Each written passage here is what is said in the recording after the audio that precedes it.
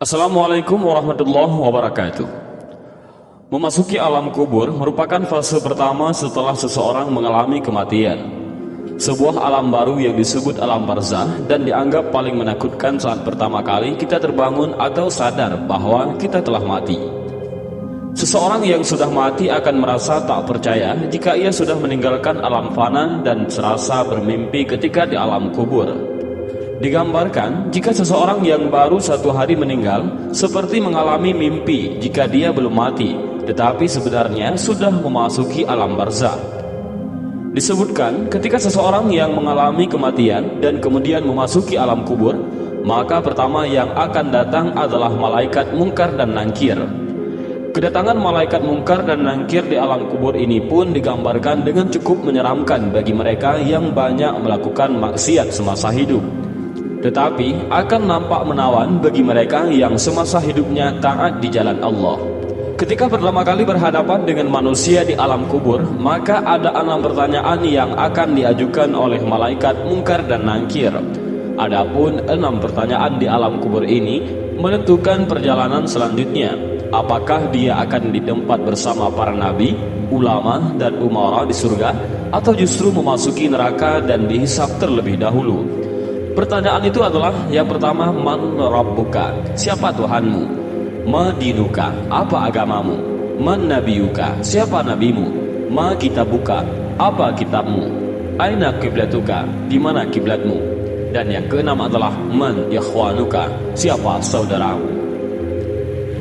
Benarlah demikian, kehidupan alam barzah atau alam kubur banyak disebutkan dalam Al-Quran dan hadis serta siksa-siksanya yang tanpa ampun bagi mereka yang berdosa, tetapi akan mendapatkan kelapangan dan ketenangan bagi umat yang beramal saleh. Dan berikut ini adalah hadis Rasulullah SAW yang menggambarkan perjalanan manusia setelah melewati fase kematian. Maka di alam kubur sudah menanti kehidupan baru dan serba asing. Hadis panjang Al-Bara' bin Azib yang diriwayatkan oleh Imam Ahmad dan disahihkan oleh Imam Al-Hakim dan Syekh Albani ini menceritakan perjalanan para manusia di alam kuburnya. Suatu hari kami mengantarkan jenazah salah seorang sahabat Nabi SAW dari golongan Ansar. Sesampainya di perkuburan, liang lahat masih digali, maka Rasulullah SAW pun duduk ataupun menanti. Dan kami juga pun duduk terdiam di sekitarnya, seakan-akan di atas kepala kami ada burung gagak yang hinggap. Rasulullah SAW memainkan sepotong dahan di tangannya ke tanah. Lalu beliau mengangkat kepalanya seraya bersabda, "Mohonlah perlindungan kepada Allah dari azab kubur." Beliau ulangi perintah ini 2 atau 3 kali. Kemudian beliau SAW bersabda, "Seandainya seorang yang beriman sudah tidak lagi menginginkan dunia dan telah mengharapkan akhirat ataupun sakratul maut, turunlah dari langit para malaikat yang bermuka cerah secerah sinar matahari. Mereka membawa kain kafan dan wangi-wangian dari surga, lalu duduk di sekeliling mukmin tersebut sejauh mata memandang. Setelah itu, turunlah malaikat pencabut nyawa dan mengambil posisi di arah kepala mukmin tersebut. Malaikat pencabut nyawa itu berkata, 'Wahai nyawa yang mulia, keluarlah engkau untuk menjemput ampunan Allah dan keridhaannya.' Maka nyawa itu dengan mudahnya keluar dari tubuh mukmin tersebut seperti lancarnya air yang mengalir dari mulut sebuah kendil.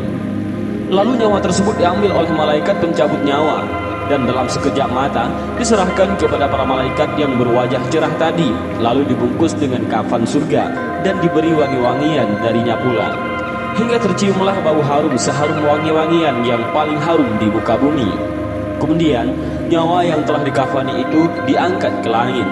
Setiap melewati sekelompok malaikat di langit, mereka bertanya, 'Nyawa siapakah yang amat mulia itu?' 'Ini adalah nyawa Fulan bin Fulan,' jawab para malaikat yang mengawalnya dengan menyebutkan namanya yang terbaik ketika di dunia. Sesampainya di langit dunia, mereka meminta izin untuk memasukinya, lalu diizinkan. Maka seluruh malaikat yang ada di langit itu ikut mengantarnya menuju langit berikutnya, hingga mereka sampai di langit ke-7.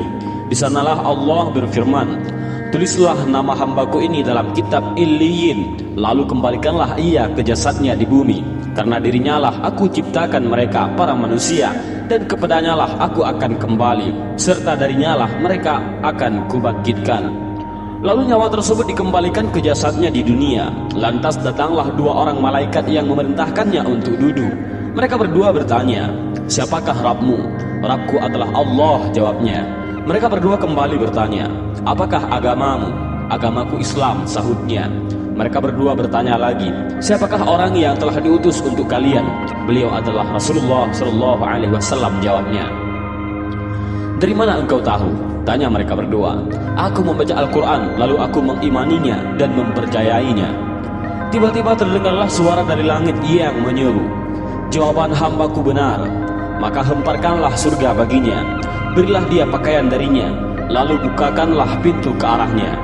Maka menghembuslah angin segar dan harumnya surga memasuki kuburannya, lalu kuburannya diluaskan sepanjang mata memandang. Saat itu datanglah seorang pemuda asing yang amat tampan memakai pakaian yang sangat indah dan berbau harum sekali, seraya berkata, "Bergembiralah, inilah hari yang telah dijanjikan dulu bagimu." Mukmin tadi bertanya, "Siapakah engkau?" "Wajahmu menandakan kebaikan." "Aku adalah amal solehmu," jawabnya.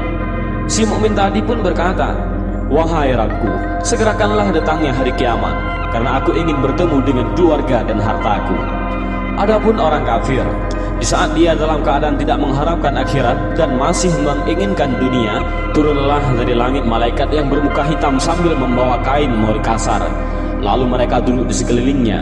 Saat itu turunlah malaikat pencabut nyawa dan duduk di arah kepalanya seraya berkata, "Wahai nyawa yang hina, keluarlah dan jemputlah kemurkaan dan kemarahan Allah."